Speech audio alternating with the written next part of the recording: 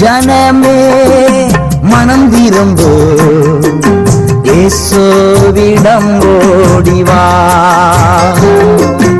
என் ஜனமே மனம் திரும்பு, இயேசுவிடம் ஓடிவா. இறுதி காலம் வந்தாச்சு, இன்னமும் தாமதம்.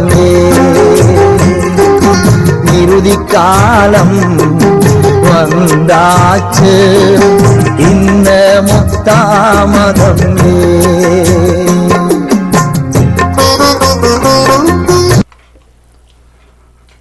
ஆமீன், ஆமீன். இனிய தமிழ் சிங்கள புத்தாண்டு வாழ்த்துக்கள் என் சார்பிலும் என் குடும்பத்தின் சார்பிலும் வாழ்த்துகிறோம், ஆசீர்வதிக்கிறோம். புதிய தமிழ் சிங்கள புத்தாண்டுகளுக்காக வாழ்த்துகிறோம், ஆசீர்வதிக்கிறோம். என்னுடைய புத்தாண்டு வாழ்த்துக்கள் ஊடாக என்னுடைய நினைவுகளை பகிர விரும்புகிறேன். ஆமேன், ஆமேன். நாங்கள் சிறுவனாக இருந்த பொழுது எங்களுக்கொன்று ஒரு குல தெய்வம் இருந்தது, சிறிய வைரவர் கோயில். ஆம், எங்கள் ஊரில் இருக்கிறது.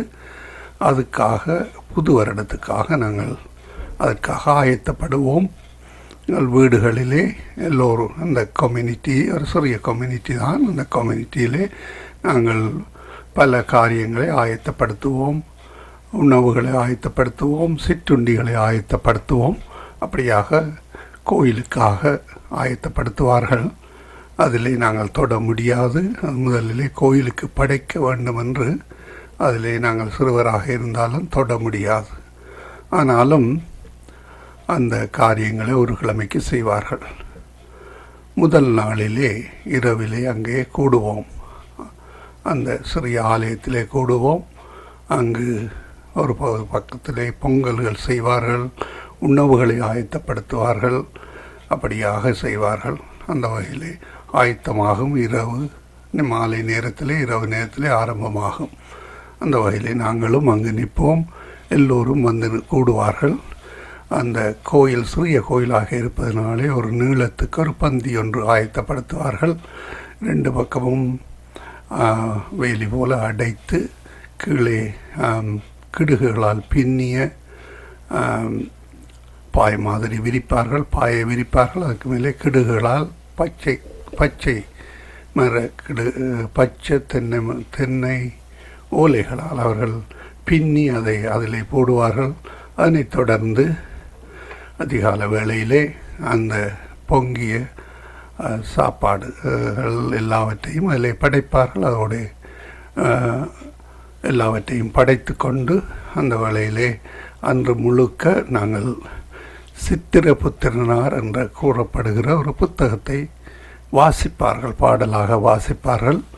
அதோடு நல்ல 7 பிள்ளை நல்லதங்காள் என்ற ஒரு புத்தகத்தையும் பாடலோடு வாசிப்பார்கள். அதில் நானும் வாலிபனான பொழுது நானும் அதில் கலந்து கொண்டு வாசிப்பேன். என்ன காரியம் என்று நாங்கள் இந்த நினைவில்லை, ஆனால் அந்த புத்தகத்தை வாசிப்போம். ஆமேன், ஆமேன். அந்த அப்படியான காரியங்கள் நடந்து கொண்டிருந்து மாலை வேளையிலே, அதாவது முதல் நாள் மாலை வேளையிலே எனக்கு ஒரு மாமா இருக்கிறார். அங்கே ஒரு அரச மரம் இருக்கிறது. அந்த ஆலயத்தின் தொங்கல்லே ஒரு அரச மரம் இருக்கிறது. நாங்கள் அதிலே பாயை போட்டு படுப்போம். ஏனென்றால் அந்த இடத்திலே அவர்கள் உணர்ந்து பலியிடுவார்கள்.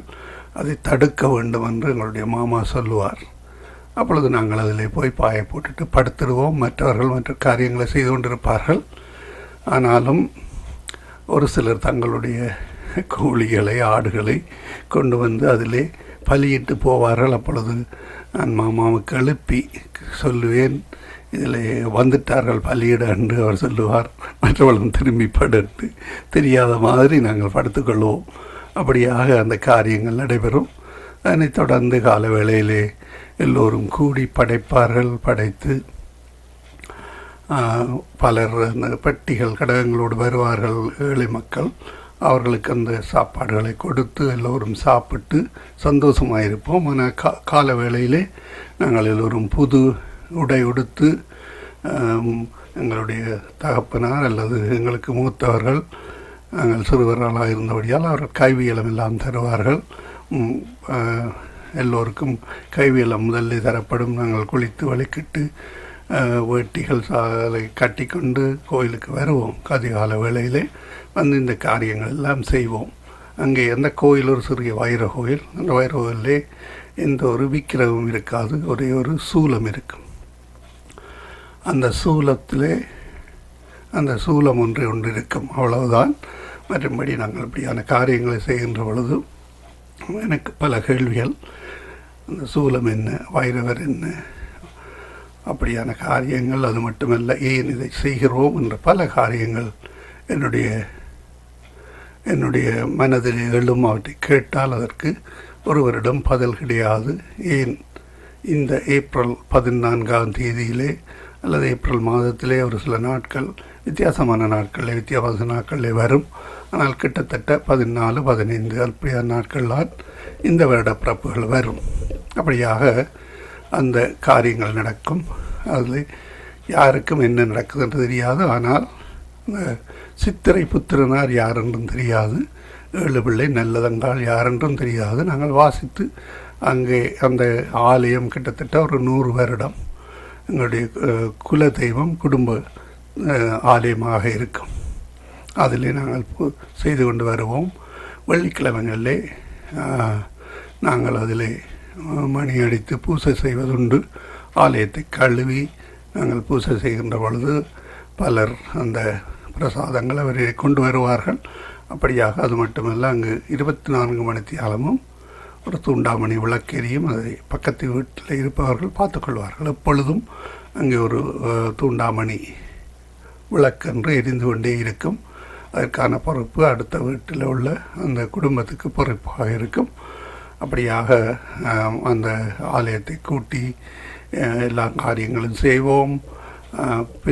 பெரிய நாட்களிலே ஐயர் வருவார். ஆமேன்.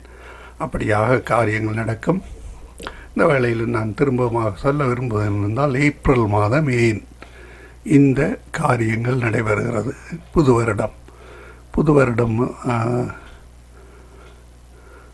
வருடம் தமிழ், சிங்களம். அது மட்டுமல்ல, இந்த சித்திரை மாதத்திலே தான் கிறிஸ்தவர்கள் தங்களுடைய ஈஸ்டர் நாட்கள், லெந்து நாட்களை கொண்டாடுவார்கள். அதே வேளையிலே முஸ்லீம் மக்கள் தங்களுடைய நோன்பு காரியங்கள் செய்வார்கள்.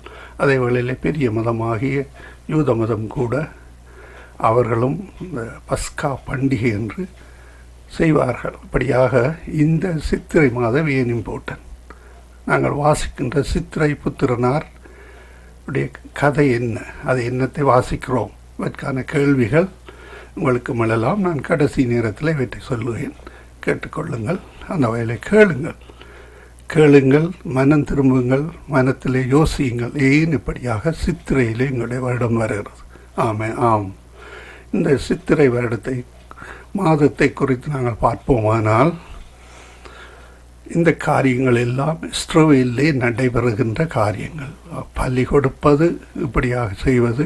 அந்த காலத்திலே அந்த பலி கொடுத்து, பலியை ஆடு, மாடு, கோழி, பறவைகளை கொண்டு வந்து அங்கே பலியிடுவார்கள். அந்த பலியை தான் அங்கு சமைத்து படைப்பார்கள். அந்த காலத்திலே இந்த 3 கூறுள்ள ஆயுதம், அதாவது இந்த வைரவர் என்று சொல்லப்படுகிற சூலம், அதை ஆசாரியர் கொண்டு வருவார். ஆசாரியர் கொண்டு வந்து அந்த சமைத்து வைத்த உணவிலே விசேடமாக இறைச்சி வகையை அவர் குத்தி எடுத்து தனக்கு கொண்டு போவார். அதுதான் அந்த சூலத்தினுடைய காரியம். அது உங்களுக்கு விளங்கினால் சரி. அது அந்த ஆசாரியருடைய வேலை, அந்த சூலம். அந்த சூலத்தை தான் நாங்கள் இப்பொழுது நட்டு வைத்து காரியங்களை செய்து கொண்டிருக்கிறோம். முதலாவது காரியம். இன்னொரு காரியத்தை சொல்லுகிறேன். இந்த காரியங்கள் இங்கிருந்து வந்தது. இந்த பழக்க வழக்கங்கள் யாவும் பலி கொடுப்பது, இப்படியான படைப்பது எல்லாம் இஸ்ரவேலிலே கூறப்பட்ட காரியங்கள், நடந்த காரியங்கள். முதல் மனிதனாகிய ஆதாம் ஏவாள் இஸ்ரவேலிலே ஆண்டவரால் படைக்கப்பட்டார்கள். ஆண்டவரால் முதல் மனிதர்கள் அவர்களுடைய தாய் தகப்பன், முத்தாய் தகப்பன், முத்தகப்பன் என்று கூறுவார்கள். அவர்கள் இருந்தால் இந்த உலகம் முழுக்க மக்கள் பரவினார்கள். கிட்டத்தட்ட இயேசு கிறிஸ்து பிறப்பதற்கு 2000 வருஷத்துக்கு முன்னதாக ஒரு குடும்பம் இஸ்ரவேலிலிருந்து எகிப்துக்கு போகிறார்கள். ஏனென்றால் அங்குள்ள அந்த பிரதம மந்திரி, அரசன் அல்ல, பிரதம மந்திரி அவர்களுடைய ஒரு மகனாக இருந்தார்கள். அவரோடு ஒரு 70 பேர் அங்கே இஸ்ரவேலிலிருந்து அந்த குடும்பம் அப்படியாக எகிப்துக்கு போகிறார்கள். அங்கு 450 வருடங்கள் தங்கிவிட்டார்கள். அப்பொழுது அவர்கள் பல்கை பெருகி 25 லட்சம் மக்களாக வருகின்ற பொழுது அந்த பிரதம மந்திரி இறந்து விட்டார். அவருடைய பிரதம மந்திரி, அதுக்கு பின்னதாக வந்தவர்கள் அந்த பிரதம மந்திரியையும் அவர் செய்த நல்ல காரியங்கள், அந்த காலத்திலே பஞ்சத்திலிருந்து அந்த நாட்டை காப்பாற்றியவர் அவர். அதற்காக அவருக்கு பிரதம மந்திரி பதவி கொடுக்கப்பட்டது. அந்த பிரதம மந்திரி பதவி கொடுத்து அவரை மறந்து விட்டார்கள். இப்பொழுது இந்த புறநா தேசத்து யூதர்களை 70 அடிமைகளாக பாவிக்க தொடங்கினார்கள். அதனால் அவர்களுக்கு வேலை 12 மணித்தியாலும் 16 மணித்தியாலுமாக இருக்கும், சம்பளம் கொடுக்க மாட்டார்கள், உணவு மட்டும் கொடுப்பார்கள். அப்படியாக அடிமையாக நடத்தின பொழுது அந்த மக்கள் ஆண்டவரை நோக்கி கூப்பிட்டார்கள். ஆண்டவர் பதில் கொடுத்தார். அவர் ஒரு தீர்க்கதரிசியை ஒருவரை அனுப்பினார். அவர்தான் பெயர்தான் மோசே என்று அழைக்கப்படுகிற மோசஸ். அவர் அங்கு சென்று இஸ்ரவேலிலே அந்த அரசன், பார்வோன் என அழைக்கப்பட்ட அரசனுக்கு முன்னாலே ஆண்டவர் கூடாக 10 அற்புதங்களை செய்து அந்த மக்களை விடுதலை ஆக்கி இஸ்ரவேலுக்கு திருப்ப கூட்டிக் கொண்டு வருகின்ற பொழுது செங்கடலை கூடாக வர வேண்டும். செங்கடலை வருகின்ற பொழுது அந்த அரசன், அவர்கள் 25 லட்சம் மக்கள் வெளியிலே போனால் அவருடைய ஊரிலே எந்தவித காரியங்களும் செய்ய முடியாது. அவர்கள் பயிர் செய்கிறவர்களாக இருந்தார்கள், நாட்டின் மூலாதாரமாக இருந்தார்கள். அவர்களை விட விருப்பமில்லை. அதனாலே தன்னுடைய படையை அனுப்பி திருப்பி கூட்டி வர அனுப்புகிறான் தன்னுடைய நாட்டு படைகளை. ஆனால் செங்கடல் முன்னுக்கு பின்னுக்கு இந்த எதிரிகள். அந்த நேரத்திலே ஆண்டவர் என்ன செய்கிறார்? செங்கடலை 2ஆக பிளக்கிறார். 2ஆக பிளந்து அவர்கள் தரையாக நடந்து கடந்தார்கள். அந்த வேளையிலே வந்த எதிரிகள் அவ்வளவு பேரும் அந்த செங்கடலிலே மூழ்கடிக்கப்பட்டார்கள். ஏனென்றால் அந்த பிளந்த கடலை ஆண்டவர் மூடிவிட்டார். அவர்கள் அதுக்குள்ளே புதைந்து மாண்டார்கள். அங்கிருந்து வெளியில் வந்த பொழுது அவர்கள் கொண்டாடிய இந்த சித்திரை மாத பஸ்கா என்று அழைக்கப்படுகிற அந்த பலியும் அவர்கள் அங்கு கொண்டாடினார்கள். முதல் முதலாக அன்றை கொண்டாடினார்கள். அதுதான் இந்த சித்திரை மாதத்துக்குரிய காரியம். அடுத்ததாக நாங்கள் இன்னும் ஒரு சித்திரை மாத காரியத்தை பார்ப்போம். ஈஸ்டரை பற்றி சொன்னேன். படைத்த ஆண்டவர் எங்களை நோக்கி வருகிறார். ஏனென்றால் முதல்லே படைக்கப்பட்ட ஆதாமும் ஏவாளும் பாவம் செய்தார்கள். அதன் பின்னர் இருந்த எல்லா மக்களும் பாவம் செய்து அவர்கள் பரலோகத்துக்குரிய பங்கை இழந்தார்கள். அதை மீட்கும் பொருட்டாக அவர் முன்னதாக சொன்ன காரியம் இந்த பலி. ஆடு, மாடு, கோழி, அப்படியான பறவைகளை நீங்கள் பலி கொடுக்க முடியும். அப்படி பலி கொடுக்கின்ற பொழுது உங்களுடைய பாவங்கள், மீறுதல்கள், நோய்கள், சாபங்கள் போகும் என்று ஆண்டவர் கட்டளை கொடுக்கிறார். அதை அந்த இஸ்ரவேல் மக்கள் செய்து கொண்டு வந்தார்கள். நமது நாட்டிலும் எங்களுடைய மக்களும் கடந்த 20ஆம் நூற்றாண்டு வரை செய்து கொண்டு வந்தார்கள். இப்போவும் ஒரு சிலர் செய்து கொண்டிருக்கிறார்கள். அந்த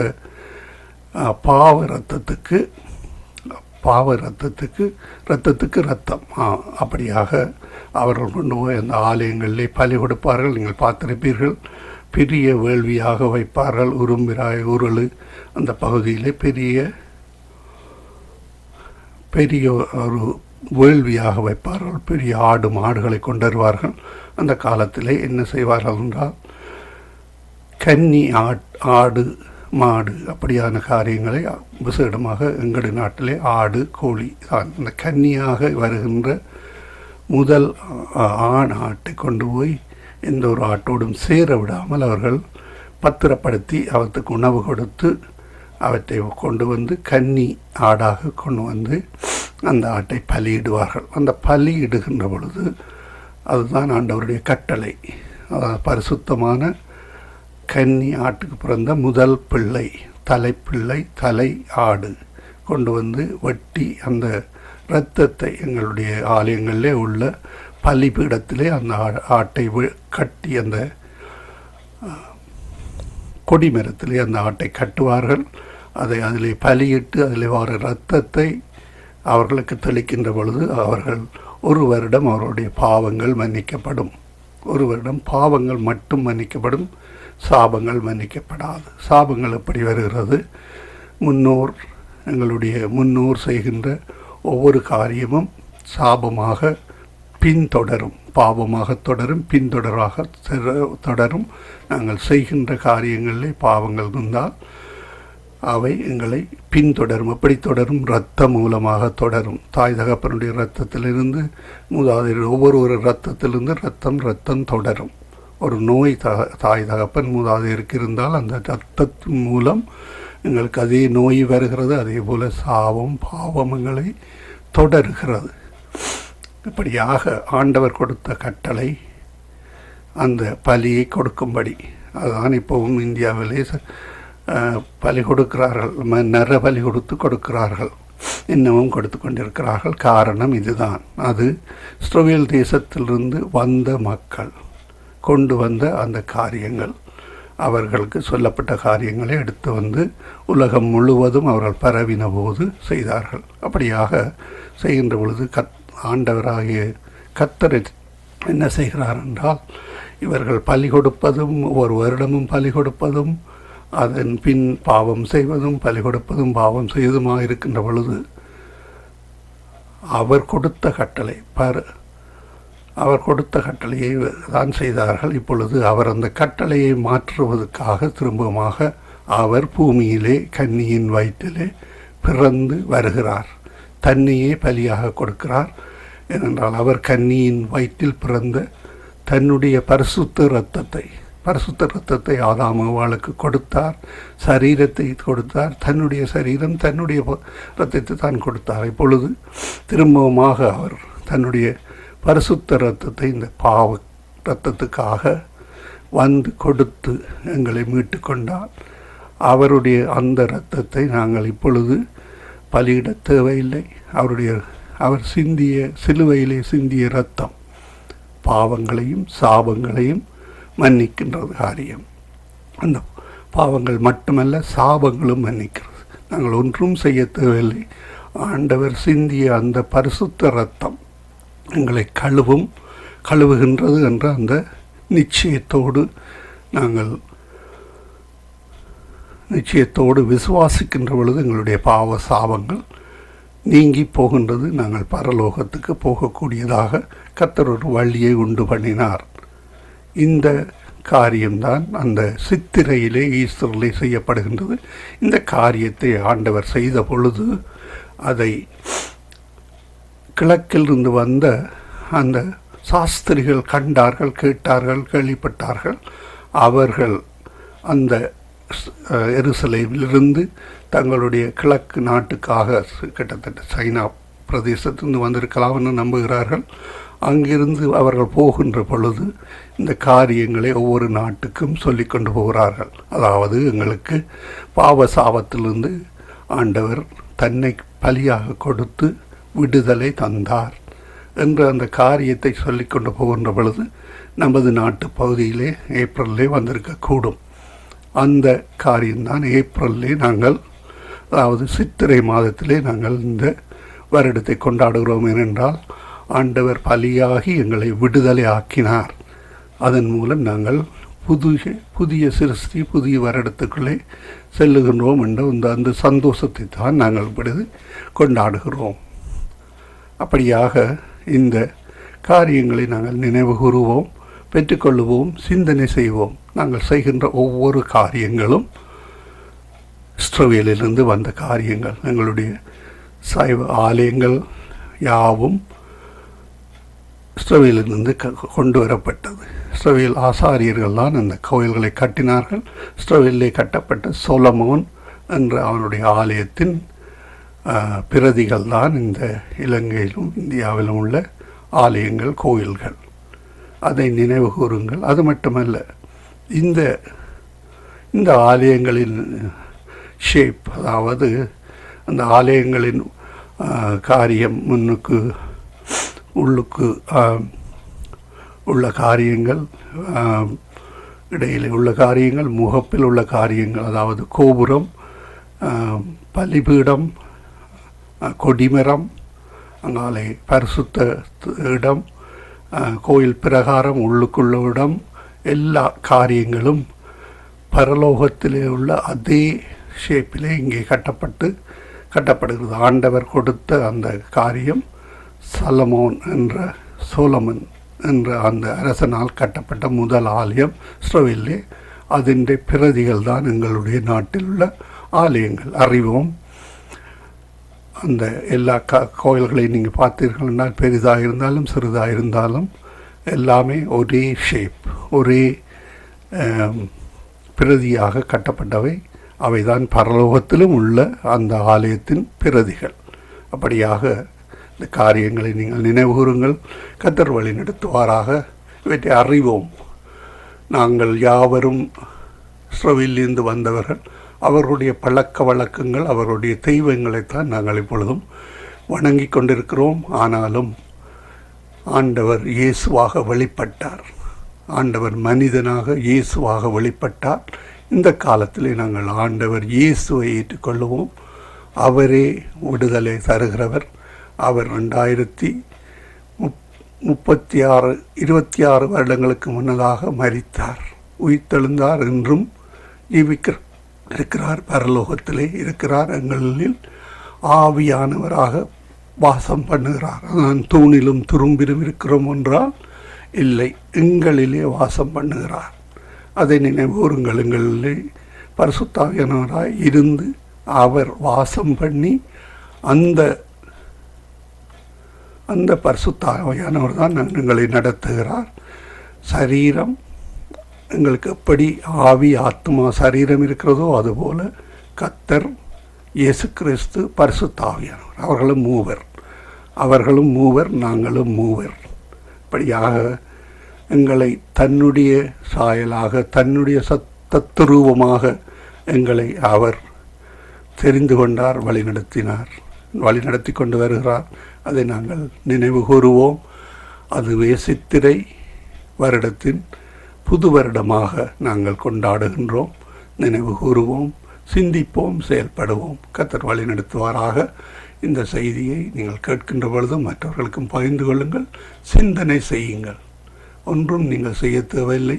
நீங்கள் எந்த ஒரு குளத்திலே போய் நீந்தி பாவ மன்னிப்பு பெற முடியாது, மலையில் ஏறி பாவ மன்னிப்பு பெற முடியாது.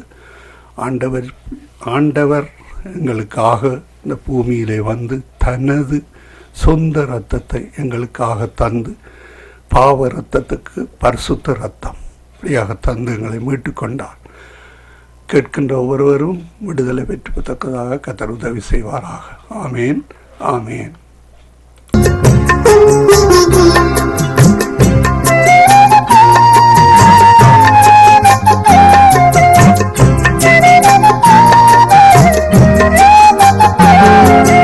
உன்னை நினைத்து சிலுவையிலே தாகம் தாகம் என்றார்.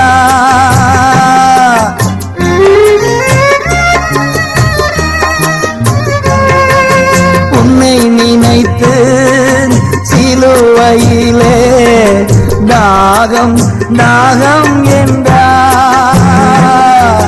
உன்னை ரட்சிக்க, பாவம் மன்னிக்க தன்னைய பலியாக்கினார். உன்னை ரட்சிக்க, பாவம் மன்னிக்க தன்னையே பலியாக்கினார்.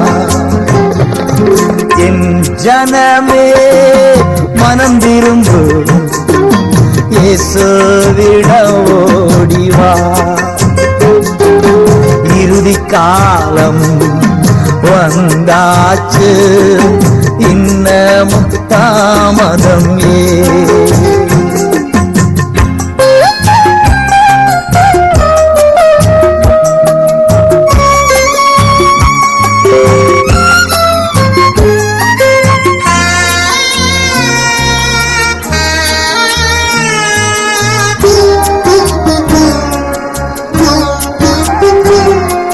துயரத்தம் உனக்காக தீய உன் வாழ்வு மாற.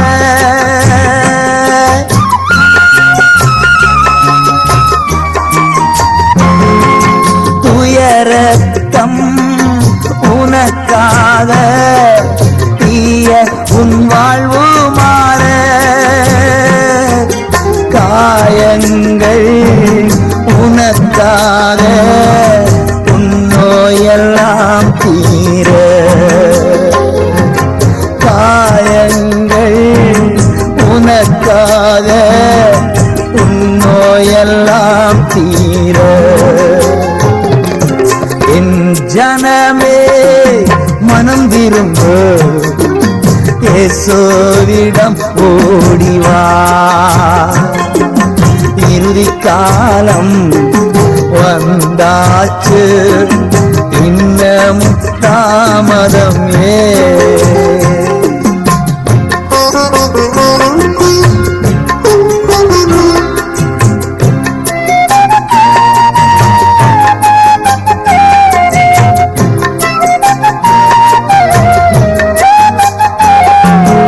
உனக்காக பரலோகத்தில் உறைவிடம் கட்டுகிறார்.